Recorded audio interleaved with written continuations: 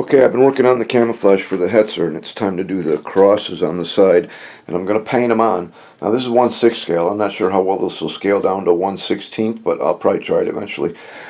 For stencil material, I had some old Kodak photo paper that wasn't really much good for printing photos. I mean, it worked, but it wasn't the greatest. But it works pretty good for stencil material. You just need some kind of thin cardstock.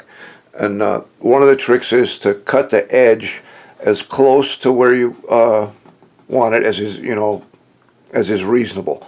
I got about 3/16 of an inch there. It's enough for me to get the tape across there easily. But you want to stay close, because if you use a big square of the cardstock, these corners are going to want to lift up. And even at this size, if they do lift up on you, if you use white glue, and I'm talking about just the tiniest, tiny little drop, I mean, just barely enough to smear some on the back there, you can stick it down. When you're done, it'll pop right off, and then a damp tissue will take away any residue without hurting your paint.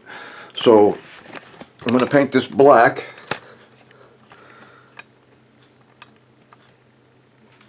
And then I'm going to take the trusty Tamiya tape. This is the, I think, 10 millimeter. I'm not sure, but it works out that it's just right.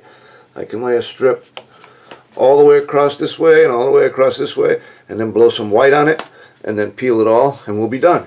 And I'll show you what that looks like when it's done. Until then, we'll see you next time.